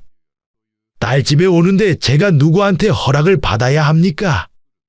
그리고 엄밀하게 말하자면 이 집은 제 돈으로 얻었으니 제 집이기도 하거든요. 그때 때마침 옷을 적당히 갈아입고 나온 남편에게 아빠는 말씀을 하셨어요. 그래, 그렇게 옷을 단정하게 입고 있어야지. 장인이 왔으면 커피라도 한 잔 타와봐. 자네는 이런 걸 일일이 말을 해줘야 하나? 남편이 주방으로 들어가서 커피물을 올렸고 평소에 그런 일을 해본 적이 없기 때문에 뭐가 어디에 있는지도 모르더라고요. 평소에 남자가 주방에 들어가면 큰일이 나는 줄 알았던 저희 시어머니는 자기 아들이 커피를 타러 가자 표정이 싹 굳어졌습니다. 제가 그런 걸 안 해봐서 잘 못하나 보다. 얘, 너가 들어가서 남편 좀 도와줘. 아닙니다. 저도 사위한테 커피 좀 얻어먹어 보려고요. 혼자 하게 두세요. 커피 정도는 혼자 탈 줄 알아야죠. 아빠가 하는 말 한마디가 제게는 너무 고소했고 사이다처럼 들렸습니다. 시어머니는 더 이상 참기 힘들었는지 화가 올라와서 얼굴이 벌겋게 달아올랐고, 아빠는 주방으로 가서 남편에게 똑바로 하라며 잔소리를 시작하셨습니다. 아니, 자네는 어떻게 뭐가 어디에 있는지도 몰라? 평소에 내 딸한테 다 시키고 아무것도 안 하고 있나 보네. 아닙니다. 저도 주방일 많이 돕고 있습니다. 커피가 아마 여기 어디에 있을 건데. 아빠의 잔소리 때문에 남편은 정신을 못 차렸습니다. 시어머니는 열이 오르는지 연신 얼굴에 손부채질을 하고 완전 난리였어요. 우여곡절 끝에 사위가 타준 커피를 마신 아빠는 오늘 여기서 자고 갈 거니까 작은 방에 이부자리를 깔아달라 하셨습니다. 사실 시어머니는 저희 집에 막무가내로 찾아왔다가 저녁을 먹고 뭉개더니 집에 돌아가지 않고 자고 간 적이 한두 번이 아니었어요. 저기 사돈, 주말인데 애들끼리 편히 쉬게 이만 가보셔야죠. 그런가요? 근데 사부인은 언제부터 와 계시는 거죠? 그리고 언제 댁에 돌아가세요? 저도 집에 가야죠. 잠깐 지나가는 길에 들른 거라서 금방 돌아갈 겁니다. 그럼 같이 일어나시죠. 제가 사부인 아니었으면 눈치 없게 애들 앞에서 주태를 보일 뻔했네요. 자, 같이 일어나시죠. 시어머니는 평소처럼 주말 오전에 저희 집에 찾아와서 점심 저녁을 다 먹고 천천히 놀다가 자고 갈 생각이었던 것 같은데, 저희 아빠를 내쫓으려다가 자기까지 같이 나가게 되었어요. 두 분이 나가고 난 후에 남편은 저한테 일부러 장인어른을 부른 거냐 따졌습니다. 너 진짜 치사하게 이럴래? 우리 엄마가 너한테 한 거랑 똑같이 말씀하시잖아. 아닌데? 난 아빠한테 아무 말도 안 했어. 근데 너가 보기에는 우리 아빠 행동이 문제가 있었다고 생각한 거야? 남편은 저한테 너무 유치하다며 왜 그렇게까지 하냐고 화를 냈습니다. 저는 앞으로도 시어머니가 집에 맘대로 찾아오면 우리 부모님을 번갈아가며 똑같이 부를 테니 그렇게 알라고 말을 했어요. 알겠어. 내가 엄마한테 우리 집 찾아오지 말라고 할게. 그러니까 앞으로는 오시지 말라고 해. 이제 됐지? 남편은 제게 두 손 두 발 다 들고 항복 선언을 했습니다. 저는 남편의 말을 그대로 믿을 수가 없어서 현관 비밀번호를 한 번 더 바꿨어요. 그리고 남편에게도 한 번만 더 어머님한테 현관 비밀번호를 알려주면 그땐 너랑 나랑 끝이라고 엄포를 놓았습니다. 남편도 이혼당하고 싶지는 않았는지 마지못해 그러겠다고 대답을 하더라고요. 그리고 며칠 후에 제가 퇴근하고 집으로 돌아왔는데 엘리베이터에서 내리자마자 뭐가 제 머리채를 휘어잡아 끌더라고요. 저희 집 현관 앞에서 시어머니가 저를 기다리고 있었고 바로 머리채를 잡으며 너가 뭔데 나를 못 오게 하냐고 소리를 질렀어요. 이 정도면 아들 사랑이 아니라 광적인 집착이 아닌가 싶었습니다. 이판사판 저도 이제는 시어머니 대접을 하고 싶지 않아서 똑같이 시어머니의 머리채를 잡고 흔들었죠. 우리 아빠가 하는 말 못 들었어? 여긴 내 집이고 우리 아빠 돈으로 얻어준 집이라고. 이 싸가지 없는 것! 너는 내가 절대로 가만 놔두지 않을 거야! 시어머니는 말이 전혀 통하지 않았고 한참을 머리채를 잡은 채 대치를 하고 있었어요. 그렇게 엘리베이터 앞에서 싸우고 있었는데 다시 문이 열리더니 퇴근한 남편이 엘리베이터에서 내렸습니다. 저희 두 여자가 엉켜있는 걸 확인하고 남편은 깜짝 놀랐고 시어머니는 자기 아들 얼굴을 보자마자 자리에 털썩 주저앉으며 엉엉 울었죠. 역시나 남편은 저를 무시하고 지나가서 자기 엄마한테 괜찮냐고 먼저 물었고 오히려 저한테는 제정신이냐고 화를 냈습니다. 지금 이 상황이 내 책임이라는 거야? 당신 엄마 여기서 나올 때까지 기다리고 있었어. 엘베문이 열리자마자 내 머리채부터 잡았다고. 아무리 그래도 그렇지. 너가 진작에 이해심이 있었으면 이런 일이 일어나지 않았을 거 아냐? 엄마가 집에 오는 게 뭐 어때서 이 난리야? 그냥 너가 좀 이해하라고. 우리 엄마잖아. 며칠 전에 친정아빠가 왔다 갔는데도 전혀 바뀐 게 없었습니다. 진짜 그 모습 보면서 얼마 남아있지 않은 정이 뚝 떨어졌습니다. 이 문제는 앞으로도 끊임없이 반복될 거고 그럴 때마다 저 인간은 제가 아닌 시어머니 옆에 서겠구나 하는 확신이 들었어요. 야, 나도 이제 지친다. 가만 보니까 너는 결혼을 하면 안 되는 인간이었어. 더 이상 못 살겠으니까 이혼하자. 이혼하고 너가 그렇게 좋아하는 너희 엄마랑 같이 살아. 저는 남편에게 이혼하자 말했고 처음엔 시어머니는 그런 말을 하는 저를 비웃었어요. 제가 쇼를 하는 거라며 절대 넘어가지 말라고 자기 아들한테 말을 하더라고요. 저는 보란듯 현관문을 열고 들어가서 남편 짐을 죄다 끄집어내 현관문 밖으로 집어 던졌습니다. 어머님 보시기엔 제가 쇼하는 것 같으세요? 여기 우리 아빠 돈으로 얻어준 제 집인 건 알고 계시죠? 이혼하는 건 이혼하는 거고 오늘부터 같이 살 생각 없으니까 당장 아들 데려가세요. 저는 그 길로 도어락을 안에서 걸어 잠그고 남편과 시어머니를 내쫓았습니다. 쫓겨나면서도 두 사람은 제가 정말로 이혼할 거라는 생각은 못했나 봐요. 나중에 후회하지 말라며 으름장을 놓길래 바로 다음날 이혼 서류를 써서 남편에게 보냈습니다. 사실 남편이고 시어머니고 얼굴도 보고 싶지 않았어요. 그냥 깔끔하게 도장 찍고 여기서 끝내자고 했죠. 이혼 서류까지 받아보니 이제야 이혼이 실감이 났는지 남편은 한동안 아침 저녁으로 매일 전화를 하기도 하고 제가 전화를 안 받으니 회사 앞까지 찾아오더라고요. 남편이 이 상황에서 할 수 있는 건 없었고 얼마 버티지 못한 채 이혼 서류에 도장 찍고 협의 이혼으로 끝냈습니다. 결혼 생활 기간이 얼마 되지도 않고 애초에 집도 친정 부모님 돈으로 얻은 거라 재산 분할할 것도 없었죠. 남편은 저희 집에서 쫓겨난 이후로 좁아터진 자기 엄마 집에서 둘이 살고 있는 것 같습니다.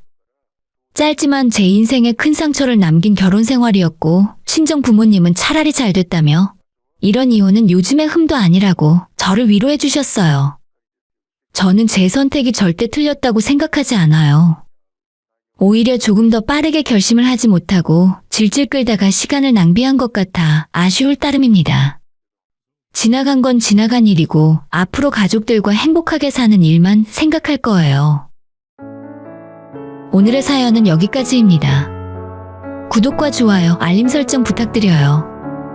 다들 행복하시고 좋은 하루 되세요.